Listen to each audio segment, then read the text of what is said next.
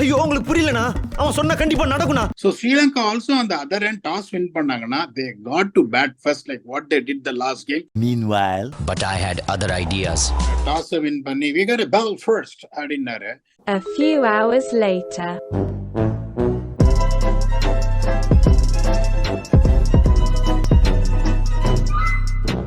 Kill வந்து இங்க என்னமோ எனக்கு படுன்னு தோணுது just because it is going to be much similar wicket to Ahmedabad. இங்க ஒரே ஒரு த்ரெட் தில்ஷான் மதுஷாங்காவோட 4 ஓவர் தான். அண்ட் ஒரு பிளேயர் நான் வந்து ஏன் விடுறேன்னா பத்தும் Nissanka, that is only worry that I've got is Shami, Siraj and Bumrah. இதுல ரொம்ப இம்பார்ட்டன்ட் முதல்ல இருந்தே நம்ம என்ன சொல்லிட்டு இருக்கோம்னா ஃபர்ஸ்ட் 10 ஓவர்ல 2 இன்னிங்ஸ்லயும் விக்கெட் விழும். ஃபர்ஸ்ட் 18 ஓவர்ல ஸ்பின்னே கொடுக்காம 3 பேரையும் மாத்தி மாத்தி லாங் ஸ்பெல் போட விடணும். India will go with a handsome edge of 61-39. 7-0 6-0ன்னு இருக்காங்க. ஜெயிச்சு 14 பாயிண்ட்க்கு இந்தியா போயிருவாங்க. எல்லாமே அவன் கதையா சொல்ல சொல்ல அப்படியே நடந்துச்சு சார். யார் அவரு? எனக்கே அவரை பார்க்கணும் போல இருக்கு. என்னையா யாரென்று தெரியவில்லை.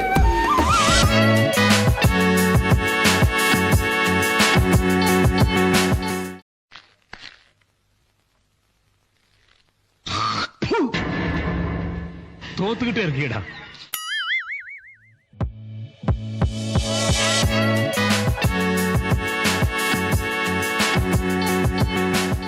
ஹலோ ஆல், வணக்கம். இந்தியா ஸ்ரீலங்கா முடிஞ்சிருச்சு. எல்லா மேட்சும் ஜெயிச்சிட்டாங்க இந்தியா. அதே மாதிரி இந்த மேட்சும் ரொம்ப ஈஸியாவே ஜெயிச்சிட்டாங்க. ஸோ 7-0 இன்னும் 2 மேட்ச் தான் இருக்கு லீக் கேம்ஸ்ல. ஒரு கன்வின்சிங் விக்டரி, ஒரு ஹியூஜ் விக்டரி. டாஸை ஜெயிச்சு திரும்பியும் திரும்பியும் திரும்பியும் பல தடவை சொன்னோம், பீடாக் வெல்கம் டு தி ஷோ. அவங்க எந்த தைரியத்துல டாஸை ஜெயிச்சு ஃபீல்டிங் எடுத்தாங்க அப்படின்னு சொல்லிட்டு ஆரம்பிங்க பீடாக். அதாவது என்ன சொல்றதுன்னா, இப்போ ஒன்னே ஒண்ணுதான் வந்து நம்ம சொன்னோம். அதாவது எப்படி இவங்க வந்து ஸ்டாட்ஸ் எல்லாம் இவங்க பார்ப்பாங்கன்னா, கடைசி 10 மேட்ச்ல என்ன பேட்டிங் செகண்ட் 7 ஜெயிச்சிருக்கு, பேட்டிங் ஃபர்ஸ்ட் 3 ஜெயிச்சிருக்கு. ஆனா திருப்பி திருப்பி நம்ம என்ன சொல்றோம், வேர்ல்டு கப்புக்கு முன்னாடி அந்த மார்ஜின் வந்து பெரிய மார்ஜின்லாம் கிடையாது. 214 ரன்னு, 112 ரன்னு, 97 ரன்னு. இப்ப இங்கேயும் வந்துட்டு உங்களுக்கு இந்த 2 வென்யூல வந்துட்டு சவுத் ஆப்பிரிக்கா இங்கிலாந்து ஆனாங்க. பெரிய டிஃபரன்ஸ் எல்லாம் கிடையாது. 229 ரன்ல ஜெயிச்சாங்க சவுத் ஆப்பிரிக்கா. அப்புறம் சவுத் ஆப்பிரிக்கா பங்களாதேஷ் ஆனாங்க. அதுவும் பாத்தீங்கன்னா ஒரு 149 ரன்ல ஜெயிச்சாங்க. அப்படிங்கும் போது ஒன்றும் பெரிய டிஃபரன்ஸ் எல்லாம் கிடையாது. அதனால வந்து அதை யோசிச்சுட்டு இன்னொன்னு என்னன்னா, அது எக்ஸ்பிளனேஷன் எப்படி கொடுத்தாருன்னா, இந்த மாதிரி டியூ வரும் 25 ஓவருக்கு அப்புறம். அதனால வந்துட்டு 25 ஓவருக்கு 4 அவுட் ஆயிடுச்சு வரணும். இன்ட்ரெஸ்டிங்கா இன்னொரு ட்வீட் பார்த்தேன். இந்தியா 8வது ஓவர்ல டிக்ளேர் பண்ணியிருந்தா அந்த மேட்ச் கொஞ்சம் க்ளோஸா போயிருக்கும் அப்படின்னாங்க. க்ளோஸா போயிருக்கும், பட் அப்படியும் தோத்துருப்பாங்க ஸ்ரீலங்கா. அதாவது இன்னொரு இது என்ன சொன்னோம்னா, இந்த ஃபர்ஸ்ட் 10 ஓவர்ல விக்கெட்டு விழும், முதல் இன்னிங்ஸ்லயும் விழும், செகண்ட் இன்னிங்ஸ்லயும் விழும் அப்படின்னு நம்ம சொல்லும் போது நீங்க வந்துட்டு எப்படி ஒரு 2 அப்ரோச், ஸ்ட்ராட்டஜிக்கல் அப்ரோச் எடுக்கணும். ஒண்ணு இறங்கி கடாசிடணும், இல்லைன்னா ஒவ்வொரு பவுலருக்கும் அவங்களோட ஸ்டாக் பால் எதுன்னு பார்த்துட்டு தகுந்த மாதிரி ஒரு இன்டெலிஜென்ஸ் இந்த 10 ஓவர் ஆட பார்க்கணும். நம்ம சொன்ன மாதிரி இப்போ என்னன்னா, ஃபர்ஸ்ட் வந்துட்டு உங்களுக்கு England South Africa match 59-1 South Africa. Second ஆடின இங்கிலாந்து 67-4. ஓகே, 3 விக்கெட் ஜாஸ்தி. அதுக்கப்புறம் சவுத் ஆப்பிரிக்கா பங்களாதேஷ்ல சவுத் ஆப்பிரிக்கா 44-2, செகண்ட் ஆடின பங்களாதேஷ் 35-3, 1 விக்கெட் மோர். இப்ப இந்தியா வந்து 60-1, ஸ்ரீலங்கா ஒண்ணு பெருசால விக்கெட்ல உள்ள 14-6 அவ்வளவுதான். அப்படிங்கும் போது இந்த செகண்ட் இன்னிங்ஸ்ல இன்னும் நிறைய அலையும் போது இவங்க எல்லாம் எப்படி யோசிப்பாங்கன்னா, ஒரு ஸ்டாட்ஸ் எடுத்தாங்கன்னா கடைசி 10 மேட்ச்ல என்ன இருக்கு, அவன் 7 ஜெயிச்சிருக்கான், 3 ஜெயிச்சிருக்கான், ஓடல போலிங்க அப்படின்னு சிங்க சூர்யா மாதிரி பிசிஐ முறுக்கின்னு இது பண்ணிடுது. அதாவது ஒன்னே ஒண்ணு தெரிஞ்சுக்கணும், இப்ப ஒரு டீம் அந்த கூலிப்படை, ரெண்டாவது இந்தியா வந்து கூலிப்படை கிடையாது, பட் எக்ஸ்ட்ராடினரி ஒரு ஸ்ட்ராங் பேட்டிங் லைனப், ஒரு கிளாசி கோலி, கிளாசி ரோஹித் சர்மா. நிறைய பேர் நான் என்ன சொன்னேன், ஸ்ரேயா ஐயரை டிராப்பே பண்ணக்கூடாதுன்றதுக்கு கரைச்சு கொட்டிட்டாங்க எல்லாருமே. நீங்க வந்து முதல்ல நம்ம ஷோல தான் நம்ம சப்போர்ட் பண்ணிருக்கோம். அதாவது அது எப்படின்னா உங்களுக்கு இந்த அன்னியன்ல வந்து ஒரு சீன் வரும். அதுல வர்ற மாதிரி மாதிரி ஷார்ட் பால் போட்டு போட்டு அவரை எடுத்து அவரை அடிச்சு கீழே தள்ளிட்டாங்க. அதுக்கப்புறம் இப்படி எழுந்து நின்ன உடனே ஒருத்தன் கேக்குறான், ஏய் என்னடா ஒரு மாதிரி நிக்கிறான், மெர்சலா நிக்கிறான் மாம, தலையெல்லாம் வர நிறுத்தி வச்சுனேன். இன்னொருத்தன் சொல்றான், ஏய் போடா டேய், போட்டு ஷார்ட் பால் அவுட் ஆனதுக்கு முட்டை கலங்கிருக்குண்டா அப்படின்றான். அதுக்கப்புறம் அடிச்ச அப்புறம் என்னப்பா அவனா இவன் அப்படின்னு அவர் இப்படி நிக்கிறாரு. அவன் இல்லடா ஏமன், என்ன ஃபாஸ்ட் பவுலர் தூக்கி 106 மீட்டர் 6. ஸ்ரேயாஸ் ஐயர் எப்படிப்பட்ட ஒரு பிளேயர்னா ஒரு டிஸ்ட்ரக்டிவ் மேட்ச் வின்னர். என்ன பொறுத்த வரைக்கும் is an absolute destructive match winner இருக்கும்போது there is no way that you can drop a player of Shreyas Iyer's caliber. என்ன பொறுத்த வரைக்கும் அதோட ஒரே ஒரு பாயிண்ட் சொல்லிடுறேன். நீங்க வந்து ஒரு 2 எபிசோடுக்கு முன்னாடி நம்ம பண்ணப்போ ஒன்னு சொன்னீங்க, ஹர்திக் பாண்டியா வந்து இந்த டீமுக்கு ஈவன் வித்வுட் ஹர்திக் பாண்டியா ரொம்ப ஸ்ட்ராங்கா இருக்கு, அப்சல்யூட் நெசசிட்டி இப்போ கிடையாதுன்னு சொன்னீங்க. அதுக்கு வந்து நிறைய பேர் வந்து வேற மாதிரி சொன்னாங்க. இப்போ நேத்து மேட்சை பார்த்துட்டு suppose big cricketers ex cricketers எல்லாமே வந்து அதே பாயிண்ட் தான் சொல்றாங்க. இந்த டீம் கரெக்டா தான் இருக்கு, ஹர்திக் வந்து இதுல இப்போதைக்கு அப்சல்யூட் மேண்டேட்டரி கிடையாது அப்படின்னு சொல்லிட்டு. ஹர்திக் பாண்டியா வெளியே போனதுனால உங்களுக்கு என்ன ஆச்சு? ஹர்திக் பாண்டியா, ஷார்துல் தாக்கூர் வெளியே போயிருக்காரு. ஓகே, இப்போ உங்களுக்கு உள்ள வந்தவர் யாரு? சைடு பக்கெட் எடுத்து சாஃப்டா பேசுற சரத்பாபு. இதுக்கு மேல நான் எக்ஸ்பிளனேஷன் பண்ணணும்னு கிடையாது. இன்னொரு தெரியாரு 360 டிகிரியும் அவர் வந்து இந்த அந்த காலத்துல சின்ன பசங்க கில்லி தாண்டல் ஆடும்போது சொல்லுவாங்க, ஏய் பாத்துக்கடா நாலா பக்கம் கில்லி அப்படின்னு. நாலா பக்கம் கில்லின்னு சொல்லி அடிக்கிற ஆளு சூரியகுமார் யாதவ். அப்படிங்கும் போது இப்ப எப்படி ஹர்திக் பாண்டியா இங்க ஃபிட் ஆவாரு? Is he someone who is going to win the game with the bat? You don't know. He can. He is qualified to do that. Is he someone who can win the game with the ball? He is qualified, but you know, you don't know. அப்படிங்கும் போது இதை எதுக்கு miss பண்றீங்க? இந்த டீமை பார்த்தாலே பயமா இருக்கியா? நம்பர் 7 ரவீந்திர ஜடேஜா வந்து பியூட்டிஃபுல்லா ஒரு 35 அடிச்சாரு. இதுக்கு மேல உங்களுக்கு என்ன வேணும்? It is not about the individual. The team செட்டில்டும் போது எந்த சேஞ்சுமே இருக்கக்கூடாது. என்னை பொறுத்த வரைக்கும் நம்ம சொன்ன மாதிரி they're going to top the group, அதுல ஒன்றும் சந்தேகம் இல்லை. இப்ப நான் ஒரு பக்கம் ஒரு இன்ச்சு கிரீடியா போறேன். India is going to win the world cup without losing a single game. இப்ப ஆக்டோபஸ் பால் சூப்பர், ரொம்ப இல்ல நானும் அதை ஒத்துக்கிறேன். மோர் ஆசைன்னு சொல்லலாம், India is going to win the world cup அப்படின்னு தான் நானும் சொல்றேன். பட் தென் இப்படியே நம்ம இதெல்லாம் இப்பவே சொல்லிட்டோம்னா அப்புறம் எதுக்கு பீடாக மொத்த சொல்லலாம், நம்ம ஃபைனல் வரைக்கும் பண்ணணும் அப்படின்னு கேட்பாங்க. ஸோ பட் தென் இது வந்து ஒரு ஹஞ்ச் தான். பட் தென் நோபடி யாரு வேணான்னு சொல்லுவாங்க இந்தியா கப்பு ஜெயிக்கிறத. But on the other hand Sri Lanka வந்து ரொம்ப ப்ராமிசிங்கா தான் இருந்தாங்க. ஏன்னா அன்பார்ச்சுனேட்லி அவங்களுக்கு வந்து ஹசரங்கா ஒரு மேசிவ் ப்ளோ, எப்படி நசீம் ஷா பாகிஸ்தானுக்கும் மேபி அதோட ஒரு பேட்டிங் இதுவும் டிசப்பாயின்மெண்ட். அப்புறம் பவுலர்ஸ் மாத்தி மாத்தி குமாரா கடிப்பட்டா சமீரா சரியா இருக்காரு, சமீரா கடிப்பட்டா குமாரா சரியா, இந்த மாத்தி மாத்தி இந்த சுந்தர்சி படத்துல வந்து மாப்பிள்ளை எந்திரிச்சு போவாங்க, வேற மாப்பிள்ளை வருவாரு, அந்த மாதிரி ஒரு 4-5 மாப்பிள்ளை எந்திரிச்சு போயிட்டாங்க ஸ்ரீலங்கா டீம்ல. ரொம்ப அன்பார்ச்சுனேட்லி இதாயிடுச்சு. ஆனாலும் ஒரு டீமா ஒரு ப்ராமிசிங்கா ஆடினாங்க, முடிஞ்ச அளவுக்கு தேவர் ஃபைட்டிங். பட் நேத்திக்கு வந்து தட் வாஸ் மிஸ்ஸிங். மொத்தமா ஒரே அடியா வாங்கி கீழே விழுந்துட்டாங்க மொத்த டீமே. எதுனால? இப்ப அந்த ஒரே ஒரு டெசிஷன் தான். நான் திருப்பி திருப்பி சொல்றேன், இந்தியா மாதிரி ஒரு வென்யூர்ல மும்பை, பெங்களூரு, புனே, இதுல வந்து டாஸ் ஜெயிச்சுட்டு நீங்க தப்பான டெசிஷன் எடுத்தா மேட்ச் போயிடும். அதனாலதான் நேற்று நான் ஒரே ஒரு நார்மலா வந்து இந்தியா மேட்ச் ஆடுதுன்னா அந்த அல்கோரிதம் போடுவேன். இந்த அல்கோரிதம் எல்லாம் தேவையே கிடையாது.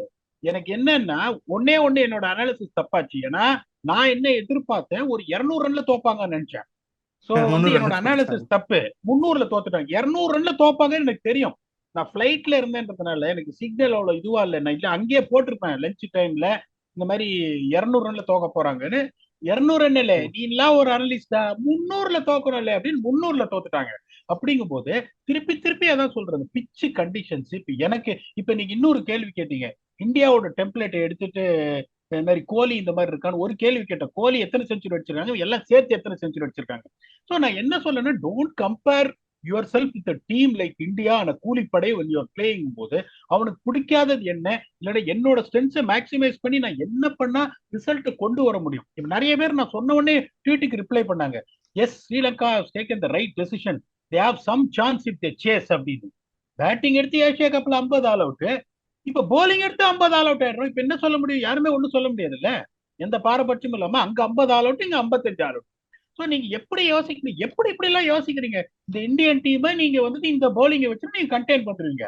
அவர் விராட் கோலி எப்படின்னா இந்த சினிமா படத்துல வர டைலாக் மாதிரி இது வந்து ஆசை இல்ல பசி அப்படின்னு ஆடுறாரு அவரு.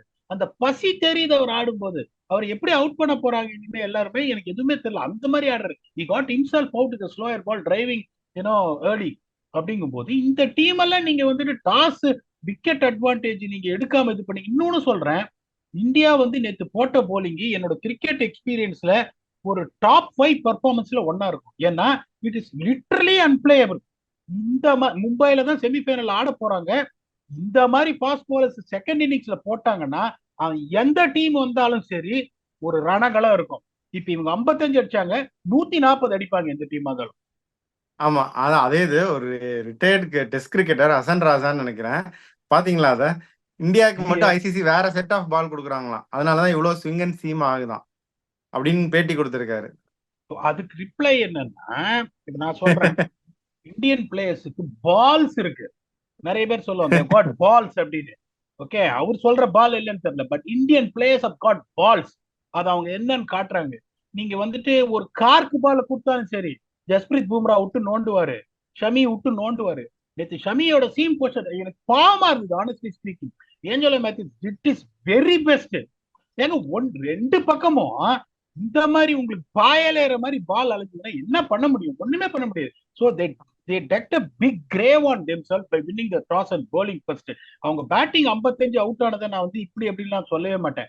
எந்த டீம் ஆடிந்தாலும் பொட்டலாம் தான் அப்படிங்கும்போது மற்ற டீம் 140 அடிச்சுக்கலாம், இவங்க 55 அடிச்சாங்க. Result is inevitable after they won the toss and bowled first. இது பேசி எதுவுமே கிடையாது. ஹசன் ராசா வந்து என்ன வேணா சொல்லலாம், என்ன பால் கொடுக்குறாங்க. என்ன பொறுத்த வரைக்கும் Indian team has got balls. இப்ப நான் முதல்ல சொன்ன செமிஃபைனலுக்கு அப்புறம் தெரியாது அப்படின்னு இப்ப சொல்றேன், இந்தியா வித்வுட் லூசிங். அது ஓகே, ஆசைதான் எல்லாத்துக்கும். அந்த 45 மினிட்ஸ் ஆஃப் பேட் கிரிக்கெட் அப்படின்னு ஒரு பேட்டி வந்துடக்கூடாது அப்படின்னு தான் எல்லாருமே நினைக்கிறோம். அந்த மாதிரி ஆகாதா இந்த வாட்டி அப்படின்னு எப்படி நீங்க ஷூரா சொல்றீங்க? எப்படி நான் ஷூரா சொல்றேன் அப்படின்னா, உங்களுக்கு வந்து ஒரு பக்கம் பெரியப்பாவோட ஃபார்ம், ஒரு பக்கம் கோரி அப்படின்னா லே நான் அவுட் ஆக மாட்டேன், இல்லை எல்லா இன்னிங்ஸும் 100 அடிக்கணும்ல அப்படின்னு பல்ல கடிச்சுன்னு ஆடுற ஒரு பக்கம் விராட் கோலி. அதுக்கப்புறம் வந்து சுப்மான் கில் அப்படியே லைட்டா கிளாஸா காமிக்கிறாரு. கேஎல் ராகுல் அன்னைக்கு அவுட் ஆயிட்டாரு. நம்பர் 5ல வந்து ஒரு 70 ரன் ஷூரு. அதுக்கப்புறம் உங்களுக்கு சூரியகுமார், ரவீந்திர ஜடேஜா, ஸ்ரேயஸ் ஐயர் வந்து that is a real Shreyas Iyer people சா. நீ மேல கீழே போட்டீங்கன்னா கூரை கேத்திடுவாரு. அதுக்கப்புறம் இந்த போலிங்கு வாய்ப்பே கிடையாது சார். இந்த போலிங்கு சிராஜ் அன்னைக்கு எப்படி போட்டாரு? சிராஜ் வாஸ் பீப்புள்ஸ் வீக் லிங்க்னு. ஒன்னே ஒன்று தெரிஞ்சுக்கோங்க, ஸ்ரேயஸ் ஐயர் சிராஜ் எல்லாம் எப்படின்னா you do continuously persist with them. ஒரு 2 மேட்ச் உங்களுக்கு டிசப்பாயிண்ட் பண்ணுவாங்க, 3வது மேட்ச் இந்த மாதிரி நொறுக்கிடுவாங்கும் போது எந்த காம்பினேஷனையும் சேஞ்ச் பண்ணாம இப்படியே இந்தியா ஆடினாங்கன்னா இந்த என்ன வந்துட்டு எல்லாருமே ஆசைப்பட்டாங்களோ அது இந்த தடவை நடக்கும். ஈவன் பெஞ்ச் ஸ்ட்ரென்த் அது கரெக்ட் தான். பெஞ்ச் ஸ்ட்ரென்த் அப்படின்னு பாத்தீங்கன்னாலும் யார் வெளியே உட்காந்துட்டு இருக்கா? அஸ்வின் வெளியே உட்காந்துட்டு இருக்காரு. யார் வெளியே இருக்கா? ஹார்திக் பாண்டியா வெளியே இருக்காரு. ஸோ வந்து எக்ஸ்ட்ராடினரி டீம் தான். நம்ம நோபடி கேன் டினை தட். அந்த அன்பார்ச்சுனேட்டா ஒரு பேட் டே ஒரு நாக் அவுட்ல வந்துடக்கூடாது அப்படிங்கறத எல்லாருடைய விஷன் பிரேயருமே. அட்லீஸ்ட் இந்த சவுத் ஆப்பிரிக்காவோட மேட்ச்ல கூட ஏதோ அந்த மாதிரி திருஷ்டி கழிஞ்சிடணும் அப்படின்னு தான் நிறைய பேர் நினைக்கிறோம். Let's see how it goes. So உங்களுடைய ஃபைனல் தாட்ஸ் என்ன பீடாக்? இந்த மேட்ச் வந்து கிழிஞ்சிருச்சு, இந்தியா ஸ்ரீலங்கா மொத்தமா கிழிச்சு அனுப்பிச்சிட்டாங்க. இப்போ going forward what for Sri Lanka, what is for India? Rest பண்ணணுமா இந்தியா? கொஞ்சம் பூம்ரா இவங்க எல்லாம் ரெஸ்ட் பண்ணணுமா? எப்படி நினைக்கிறீங்க? நான் வந்து அந்த ஒரு இதையே நான் ஸ்ரீலங்கா பத்தி சொல்லாதீங்க. அது ஒரு வளர்மதி 2 வளர்மதி ஆயிடுச்சு. இங்கிலாண்டும் ஸ்ரீலங்காவும் உங்களை விட்டுருங்க. நான் முன்னாடியே சொல்லிட்டேன். நீங்க யாரோ ஒருத்தர் குரூப்ல சேட்லாம் அமிச்சாங்க, ஸ்ரீலங்கா இவங்களை ஜெயிச்சு இப்படி வந்தா அப்படி வந்தா வாய்ப்பு இல்ல ராஜான்னு அப்படியே சொல்லிட்டேன். அதை விட்டுருங்க. Because unfortunately they don't look like a team who's got that enough fire power to go there, so they are done. இப்ப என்ன பொறுத்த வரைக்கும் நான் எப்படி யோசிப்பேன், நிறைய பேர் நீங்க கேட்கிற கேள்வி புத்திசாலித்தனமான கேள்வி. ஒர்க் லோடு ஜாஸ்தியா இருக்கு, ரெஸ்ட் பண்றேன், அந்த மொமெண்டம் அந்த காம்பினேஷன் சேஞ்சே பண்ணாதீங்க. அந்த மாதிரி காம்பினேஷன் சேஞ்ச் பண்ணி இப்ப என் கயானாக்கு நாங்க அதான் பண்ணோம். டிரினிடாடோட அந்த ஒரு மேட்ச் இரலவென்ட் மேட்ச், அவன் 7 பேரை ரெஸ்ட் பண்ணான் டிரினிடாட். நான் சொல்லிட்டேன் எங்க கோச்சுக்கிட்ட, யாரையும் ரெஸ்ட் பண்ணக்கூடாது, ஃபுல் டீம் ஆடணும். ஃபுல் டீம் ஆடு தோத்தா பரவாயில்ல, இந்த மொமெண்டம், இந்த காம்பினேஷன், இந்த ரோல் டெஃபினிஷன் இப்படி இருக்கு, அந்த கிளாரிட்டி அது உடையக்கூடாது. So they have to play அப்படின்னு. இங்க பாருங்க, நாங்க இன்னும் ஒன்னே சொல்ல, வேர்ல்டு கப்புங்கிறது ஒரு ட்ரீம். அந்த 11 பிளேயர், வெளில இருக்கிற 4 பிளேயர், அங்க இருக்கிற 10 மேனேஜ்மெண்ட்ல 1.4 பில்லியன் பீப்புளுக்கு இருக்கிற ட்ரீம் அப்படிங்கும் போது you only got 4 more matches to go. 4 more matches to go, that is 400 overs போது you have to give your everything, you have to see that you win the world cup போது the rest business இவனை இங்க experiment பண்றேன் அங்க பண்றேன். இப்ப எனக்கு புரியாத விஷயம் தான், இப்ப நீங்க ரெஸ்ட் பண்ணிட்டு ஒரு ஷார்துல் டாக்கர் கொண்டு வரீங்க, இஷான் கிஷனை கொண்டு வரீங்க, நீங்க அந்த மேட்ச் ஜெயிச்சாலும் என்ன பண்ணணும், you have to bring back the original players இந்த கிரன்ச் கேம்ஸ் அப்படிங்கும் போது 4 மேட்ச் தான் இருக்கும்போது தயவு செஞ்சு அதை பண்ணாதீங்க. மொமெண்டம் போகக்கூடாது. இத்தனை நாள் நான் சொல்லிட்டு இருந்தேன், இப்ப நான் கான்பிடண்டா சொல்றேன். நிறைய பேர் கண்ணா பண்ணான்னு திட்டினீங்க இந்தியன் டீம், அவங்க வேலைக்கு ஆக மாட்டாங்க, படுத்துப்பாங்க, ஐசிசி டிராபில வந்து செமிஃபைனல்ஸ் வந்தா தோத்துருவாங்க, பேட் டே வந்துரும், இவங்கெல்லாம் வெறும் பைலேட்டரல் சீரிஸ் தானே. நான் இப்ப சொல்றேன் India will win the World Cup without being defeated once in the whole tournament. இதுக்கு மேல ஒரு ஆணித்தரமான ஒரு கான்பிடண்டா இது நானும் சொல்ல முடியாது. பால் ஆக்டோபஸும் அதை ஒத்துக்கிறாரு. This is what we got. Sorry, I was traveling, unfortunately we couldn't do the review earlier. சீக்கிரம் இது வந்துரும். Enjoy this until we come back for the next episode. Thanks a lot and bye bye.